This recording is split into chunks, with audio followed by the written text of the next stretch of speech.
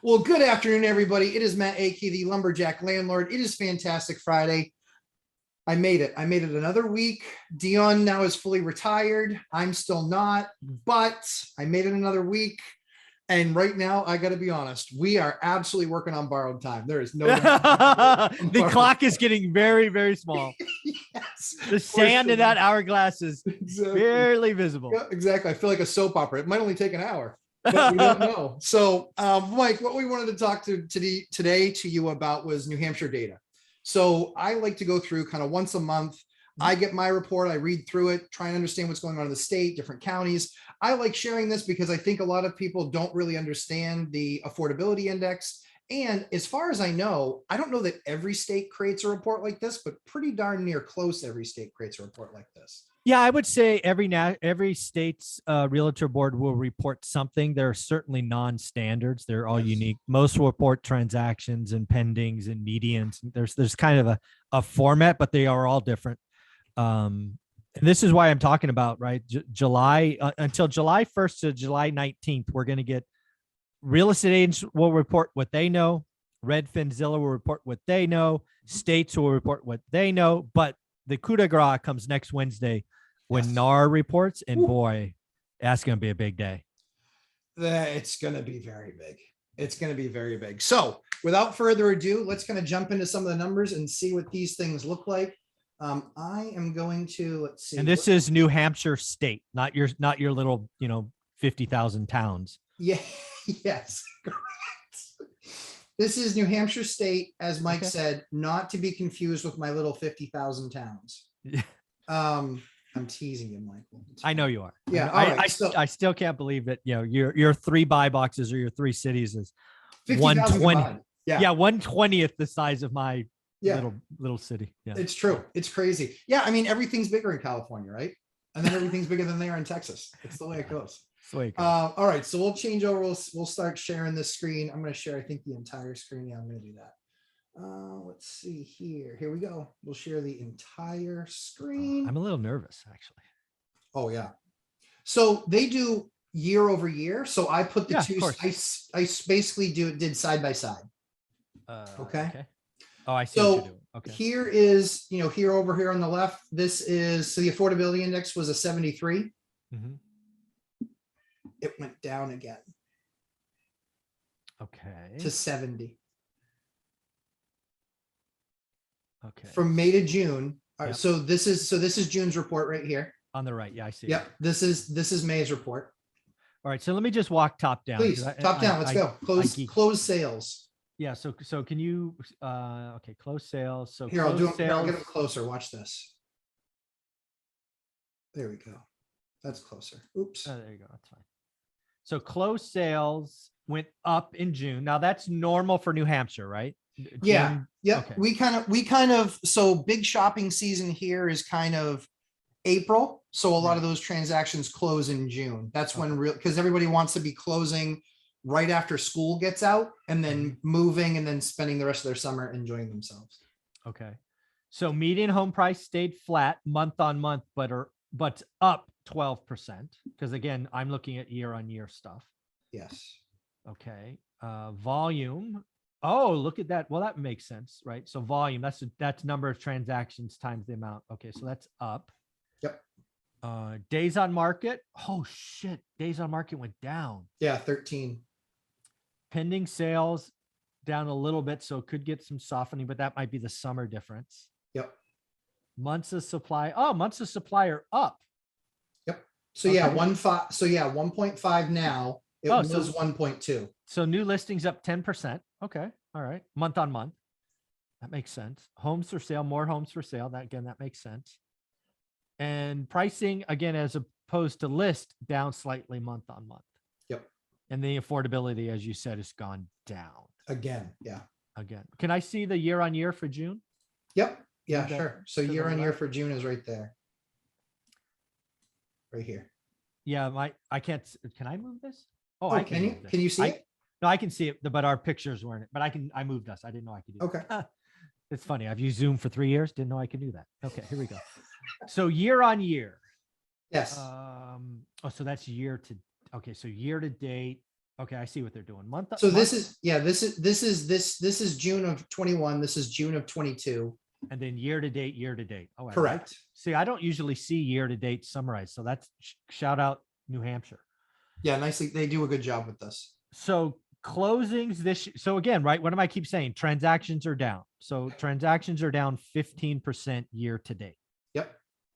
Okay, that makes sense. Median, look at that. What do I keep telling people?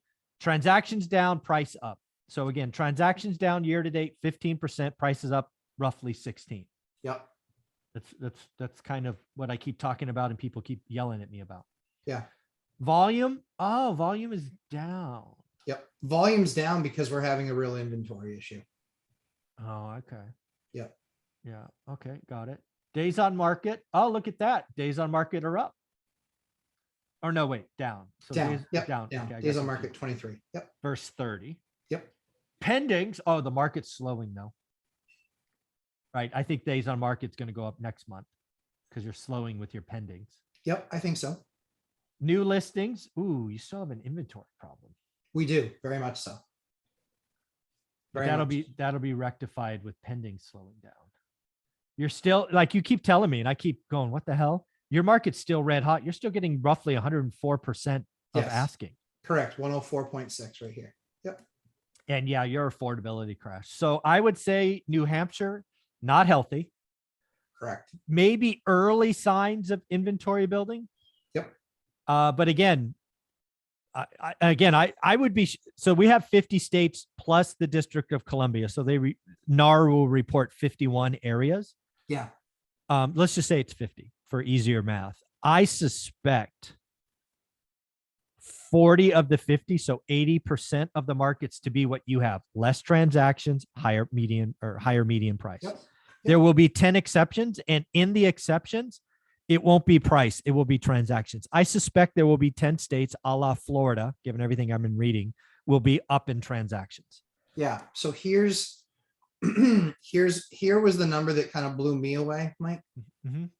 Where is it? It is, hold on. I saw one number that actually scared the daylights out of me. It was on condos.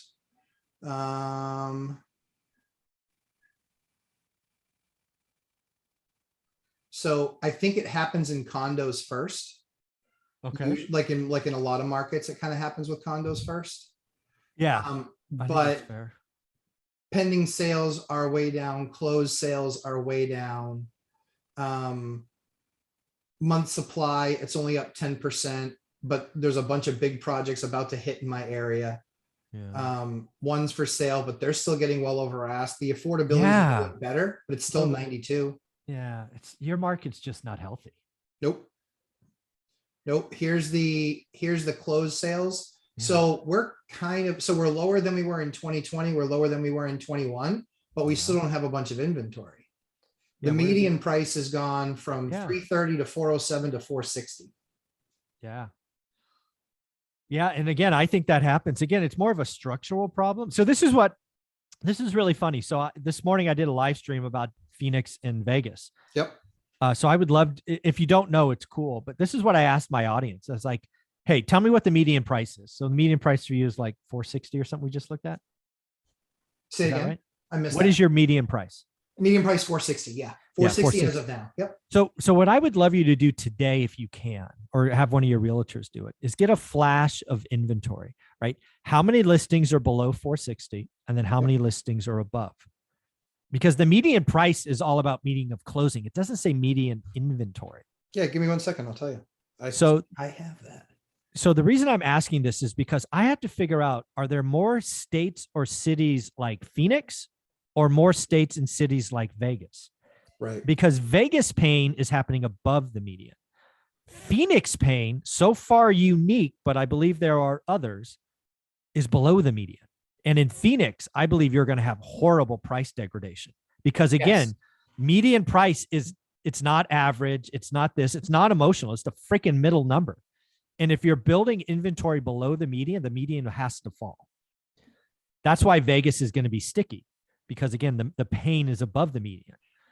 So I asked my audience today, take some numbers, right? Flash it today, flash it August 1st, flash it August 15th, and let's see what's going around the country. Yeah, I'll try and get those numbers for you. It's not cooperating with me right now, but yeah, we're gonna look at, so sub 4. So are we doing median? So sub 460 basically? Yes, no, it has to be right on the median. So sub 460, how many active? Above 460, write it down. And then I want to look August 1st and I want to look August 15th. Because what we need to figure out, Matt, is the rate of change. Agreed. Like, let's just say, for example, you have 812 below 460 and you only have 5 something above 460. That means nothing to me. What I want to know is the rate of change. Where is inventory building? And this is why Vegas and Phoenix are fascinating to me. Phoenix, so far, is the only market that is ballooning inventory below the median. Vegas is like most markets I look at, ballooning inventory above the median. So we may see horrible price degradation in Vegas above. You may see 100K, 150K, 200K price cuts in Vegas. But if it's above the median, all it does is pulls the median higher because we've structurally broken the housing market. I believe there's a great economic paper that will be written on this subject. It's why it's fascinating to me and why nobody should care except the 1,000 economists that look at this data. But yeah, I think the freaking housing market is so broken. Agreed. I mean, Mike, we went from 17 days last year to 13 days on market. Yeah, your market's not healthy. The state of New Hampshire, not healthy. Not healthy at all. It might be the most, I don't know this for sure. It is certainly the most unhealthy state I have data on. I don't have data on most, but of the 12 I've looked at, it's the most unhealthy. I agree with you. So here's the pending sales thing. So last year we had 1889. This year only 1725. Our market just remains super, super tight. Oh yeah. You're not going to get price degradation in a market like that. No. Well, that's the issue. That's the issue, is that we're not seeing. Last weekend, 3 open houses, all 3 of them sold for $20,000, $30,000, and $50,000 over asking price. Yeah, you're not going to see your median price is going up in a market this tight. Your price is going up. It just is. It's supply and demand. Yeah. And again, New Hampshire is odd because again, you get those rich Massachusetts and New Yorkers coming in paying cash. They're not sensitive to mortgage rates. No, correct. They're like, hey, charge me 10%. I don't care. I'm writing a check. Doesn't matter. That's exactly right. Well, I mean, so I sold one of my properties to somebody that sold their 2-bedroom condo in South Boston. They sold it for about $1 million, and they owed $400,000 or $500,000. They literally wrote a check for $600,000 for the house that I sold them. Yeah, they're not rate or really even price sensitive. They're like, I just want it at all. No debt. We're done. That house was 2,600 square feet on 5 acres of land and a super high-end remodel. Yeah. So this is why migration is, again, the Fed broke housing, the pandemic forced migration, caused people to work different. Dude, the housing market is going to be so disrupted the next couple of years. It's for a guy who studies this stuff for 30 years. The next 2 years are going to be fascinating for me to watch. Yeah. I mean, year to date, 70 is our affordability index. That's the worst affordability I've seen in any state. And again, your scale is different than mine, right? Yours is 1 to 200. Mine is 0 to 100. So a 70 probably equates to like a freaking 12 or 11 in my market, right? It's just very unhealthy. Yeah. And we were at one. So here's the thing, kind of historically, look here where we typically are kind of historically. This is on. Yeah. So the highest you were, so yours is not 0 to 200. Yours is 0 to 300. Okay. Yes. It can go to, yes. Mm-hmm. So yeah, you are wildly affordable. The top end is what's kind of deceived. So what's interesting about this is that's condos. Sorry. Yeah, that's condos. Yeah. So we're looking at single family. So basically capped out at like 210, 215 1 month. Yeah. And that was in 2012. And I was buying kind of through here. Yeah. Again, I don't know your market at all, but looking at this chart, anything at 150 is okay. Yes. Yep. 70, not okay. Yeah. And that's the thing is like, lowest on record. Look at that. Look, like this is 5, 6, 7, and 8 right here. Yeah, that's bubble time. And look at us here. We are dog-legged well below that. And again, you are not going to see any. You're not having a housing crash. Sorry, no. Your prices are not. Again, you will have a transaction crash, and we're seeing that. But your prices are not going to fall. Thank you, Mike Zuber. You were right.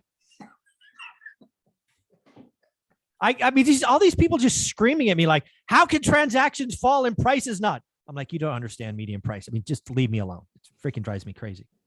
Like, here's this is the insanity. This is all property. Mhm, This is all property. Yeah. 15.7% up from last year. Yeah. And And closed year- sales down and- 12%. And Thank year you. to date, 14.3. I'm telling you. Yeah. It's New Hampshire's I think you called this. You thought by the end of next year, your market would see a negative number, I think is what you said. Yes. Yeah. What? You want to take that back? I mean, are you not looking at these I numbers? think so. Here's the only reason that I think that is that, so in my small cities, in my tiny towns, Yeah. in my Yeah. there are two developments. Oh, so you have an inventory coming. There are two developments. One of them is 440 Okay. apartments. And to give you an idea of scale, that is, Now, just so I'm clear, when you say apartments, you mean rental units, not condos like they sell in New York. These correct. are rentals. Okay. Yes, rentals. Yes. Okay. So 440 of those units. Then there will have like another 120 units that they're doing in that same development that will be condos. Oh, okay. So 440, but that's 3x the largest multifamily that's ever been built here. I believe that when that finishes end of next year, beginning of 24, I believe that there's going to be massive supply. However, that is all. What's the funniest thing is they're the ones who built what's currently the largest at 145 or 144. They're going to be building this one that's going to be like 450.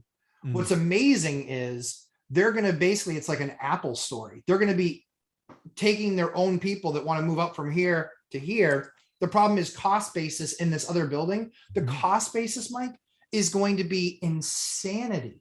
They're going to have a hard time filling those and making any money. Like, they're going to be giving away months and security deposit. Yeah. So, but again, I'm wondering, you're trying to tell me all this like you're going to somehow back into your lower prices, which I don't understand how you would call that, right? They're going to have to have rent at such a level that's probably going to keep people in the 140 because the margin, right? It's not worth the extra $400 or whatever it is. And oh, by the way, at some point, buying a home is better than this new margin. I can't look at these numbers and see how you could call a price crash. I mean, I don't get it. Or correction. I think that people will, I think that instead of buying homes, I think people will move into these super luxury. They could. I mean, if we get a 7 or an 8 handle on 30-year money, maybe that's kind of the idea, right? Is, hey, we're not sacrificing lifestyle. We absolutely love it here. This is beautiful. I mean, it's literally right on the waterfront. Like, it's gorgeous. It's going to be a beautiful area. Yeah. So if I were to look at these numbers for like August and September, so a couple more months out, I expect closed transactions to fall, and I expect your median price to, I don't know, maybe it comes down, but it'll still be +8, +9%. I mean, again, the biggest issue for us remains the same, which is months of supply. We went up 0.1 slowly but surely, and that was over a year ago. But again, the big key for us this time around was we went to 1.5 from 1.2. So if you look at where and I think we were at. Well, that's both the combination of slower demand and more supply. It's just, this is how markets heal themselves. It is slow, much slower than everybody. Everybody expects this to be an NFT or a crypto or a stock and change overnight. Dude, housing is so much slower than we all want. Well, so do you know what this number right here, this number that's 1.2 right here, do you know what that number was in March? Of 22? Of this year, March of this year. It's 1.2 now and 1.5 now. I'm going to go like 0.8. Yes, it was 0.7. Yeah. Oh, that was close. So here's the thing. So March, right? 0.7. We're jogging up to 1.2. We're jogging now up to 1.5.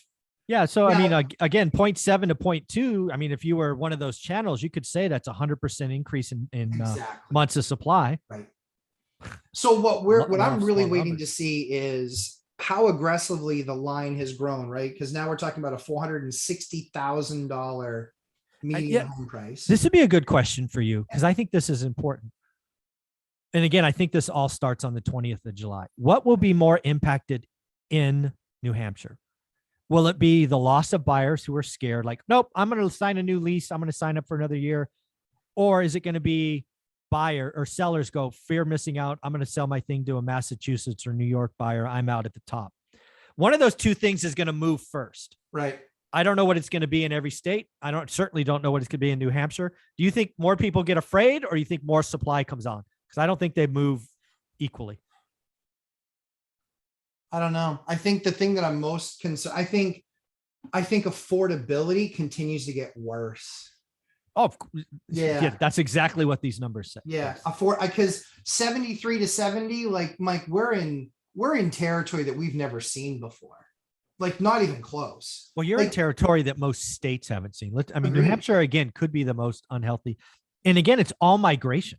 It is. This is why Vegas got hit really hard over the last 2 years, right? That's right. You had these people selling their 1950s, shit boxes in LA and buying cash, and they were not price sensitive.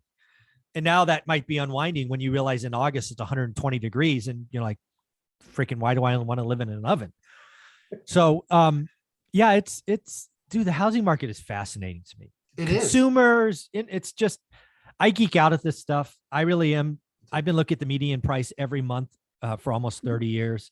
Median price means something to me. I know a lot of people wig out. Oh, you're talking about median price. And dude, that's what I've been looking at for 30 years. Well, yeah. I mean, the data only matters when you're comparing apples to apples, when you're tracking the same thing. Don't change the rules just because you don't like the outcome. Yeah. Let's look at houses on hills. Yeah. Let's that point east. Yeah, exactly. Let's start charting those. But yeah, like I said, I mean, I think the numbers in our area, I expected when we hit in the sixes for rates, I expected that was going to start to slow things down. The realtors here said it has started to slow things down, but, and my one agent loves to correct me. He said, Matt, I don't need 20 offers. I said, because that's what we talk about all the time. Yeah. He's like, I'm still getting 2 or 3. I don't have empty open houses. I'm not having people not show up at all to an open house. Yeah. This is why New Hampshire, and again, sometimes it's just being in the right place. Sure. And New Hampshire, given what's going on with taxes and migration and work from home, you win. Yep. You win. And there are a few spots. And New Hampshire is likely one of them that will be very strong next year. Yeah, and I think you're in one of them. I don't know how you see a 10% drop, but that's okay. I don't think it's going to be 10% in my area. I think it's going to be, I think nationally it's going to be 10%. Oh, you were calling national. Oh, my national. God. Yeah. National. No, my areas, there's no way it's going down 10 points. Mike, every morning, that's part of my prayer time is that I pray that it would go down 10%. Please come. But Mike, this is the hilarious thing. So I just heard, so we signed on the dotted line on another deal today. Nice. I'm very excited. So we'll do a dive on that deal sometime. But what's really interesting is, you got to close it first. We don't talk about deals till exactly. Well, yeah. So they just literally right before the call, they said, hey, all the funds have been dispersed, so it's closed. Oh, okay. And on record. Right. But what's really interesting is it's kind of a problem now because 2 of the agents actually asked by name of the selling agent if I was the one who won the property. That is a problem. You're becoming a dominant force in your market. That's not good. I don't like that. I want to be the man behind the green curtain, not the iron one, but behind. But you need to fish in a pond that's bigger than 50,000. No kidding. as soon as I can find a market that gives me my returns like this. Yeah. Like that's the thing for me is it's like, that because the bank even said you did a lot of transactions last year. I said, sure. They said, was there a reason why? I go, you were giving me money at almost no cost. Yeah, exactly. When money's free, I like to use it. That's what we told people. You're giving me money fixed debt at 3.75. Why wouldn't I? Right? There isn't anything I wouldn't buy at that. Yeah, I know a guy that has a shirt that says, I use inflation to get rich. Ask me how. I like that guy. Yeah. Let me borrow all the money I can sub 4 and I can earn 12s, 18s, and 24s. Kind of an easy trade, right? Well, like how smart does Barry Sternlicht look for Starwood Hotels? He got 100 million from the German government at 1%. 1%. Yeah. 1%. Yeah. Man, I love that. Mike, tell everybody where they can find you, my friend. One rental at a time. And we do a live stream on Saturdays at 8 a.m. And if you are one of my students, we're doing a deep dive 2 weeks in a row on house hacking. Tomorrow, Saturday, the 16th, will be house hacking roommate style with Spencer Cornelia and Todd Baldwin. And next week, the one and only Lumberjack and Dion talking about house hacking units. I'm so excited. I know nothing about these topics, but the channel brings experts and we could bring it out. I think house hacking will make more Gen Z and millennials millionaires by the time they're 30 than anything else. Well, listen, you're not getting in the New Hampshire housing market unless you're house hacking. So look at the numbers. You need 3 or 4 salaries to buy some of this stuff, which would make sense. But as I always say, we try and create great content for you. Please, please subscribe, hit the like button. We definitely are coming out with some crazy, crazy stuff as far as product reviews and interviews with amazing people like Mike Zuber from One Rental at a Time, and more to come. Mike, thanks so much for the time. We'll see you in segment number 2.